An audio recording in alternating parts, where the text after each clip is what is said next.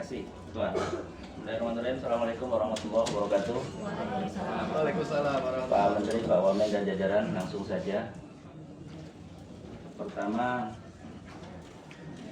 soal PIP dan KIP, Pak Menteri Agama.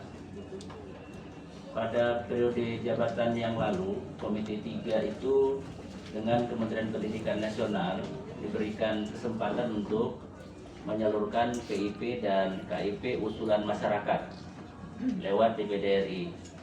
Kuotanya tentu tidaklah sama dengan DPR RI, tapi kami kemudian atas MOU pimpinan komite dengan Kementerian Pendidikan Nasional diberikan kuota juga untuk bisa mengusulkan PIP dan KIP. Tapi belum pernah sekalipun Komite 3 itu mendapatkan hal yang serupa dengan Kementerian Agama. Karenanya cukup banyak yang kemudian kita-kita yang mengurusin madrasah dan sekolah ini tidak bisa meneruskan aspirasi itu. Mohon berkenan barangkali pada masa periode ini lewat pimpinan Komite 3 ada MOU dengan Kementerian Agama agar 38 anggota DPD RI di Komite 3 juga diberikan kewenangan untuk menyalurkan PIP dan KIP usulan masyarakat. Kemudian yang kedua, ini terkait dengan pembukaan program studi pasca sarjana, Pak Menteri, mungkin Pak Dirjen. Saya langsung saja titip salam Pak Rektor Universitas Al-Wasliyah Medan. Kebetulan saya Ketua Al-Wasliyah Sumatera Utara. Sudah mengusul program studi sejak Februari 2023. April 2024 yang lalu tinggal menunggu SK.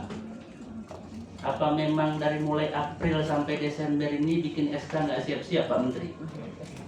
Lama-lama sekali gitu. Padahal seluruh persyaratannya sudah terpenuhi. Pak Rektor, Pak Wakil Rektor, beberapa juga sudah pernah datang. Terakhir tadi pagi saya WA beliau, dia bilang ini permohonan terakhir kepada Adinda selaku Ketua Al-Wasliyah. Kalau ini juga nggak diusulkan, saya cabut aja lah suratnya itu balik Pak Menteri. Karena saya kira nggak normal juga, masa urus izin S2 saja. Kalau memang ada persyaratan pembiayaan yang harus dipenuhi, bikin saja standarnya, berapa biaya yang mesti dibayar. Saya dari tadi pagi terkesima dengar ceramah Pak Menteri soal jangan berikan hak kepada yang bukan haknya. Pak Menteri bilang jangan ada setoran ke Menteri, jangan ada setoran ke Kanwil, jangan ada setoran ke Kandep, jangan ada kuah disuruh potong ayam dan lain sebagainya hanya untuk menjamu kakan kemenang. Saya berharap praktek-praktek percepatan untuk urusan administrasi pengurusan program studi ini bisa segera kita lakukan. Yang berikutnya soal petugas haji, Pak Menteri. Kalau bisa ada 66 ormas Islam, diberikanlah kesempatan kepada semuanya untuk juga bisa menjadi petugas haji di daerah maupun petugas haji dari pusat. Tinggal proporsionalitasnya saya kira dibagi saja. Jangan didominasi oleh satu ormas tertentu saja. Ada 66 ormas Islam. Kami juga ikut juga mendirikan bangsa dan negara ini. Jangan kemudian porsinya itu seolah-olah kayak di Sumatera Utara. Kami cuma terima satu saja dari Kementerian Agama untuk jadi petugas haji.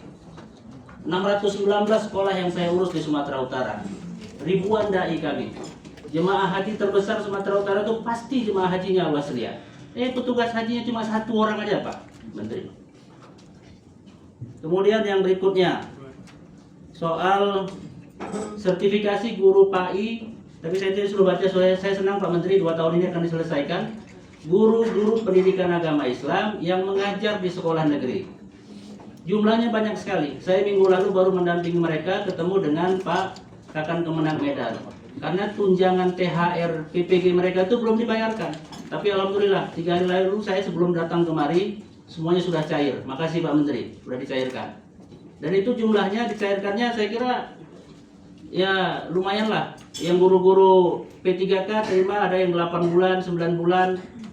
Ya lumayan, tapi paling tidak ke depan saya kira ini kan bisa lebih dirapikan dan ditertibkan supaya tidak menunggu waktu yang begitu lama. Masih ada 400.000 lagi saya lihat di catatan ini guru-guru kita yang belum sertifikasi. Mudah-mudahan bisa percepatan Pak Menteri.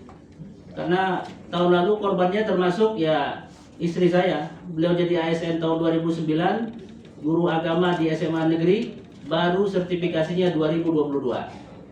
Karena memang saya nggak mengurusnya Pak Menteri. Saya bilang, kau urus aja urusan kau sendiri. Saya bilang, Masa saya mesti datangi Pak Menteri Agama hanya gara-gara istri saya nggak dipanggil-panggil untuk PPG? Nggak mau, saya malu saya.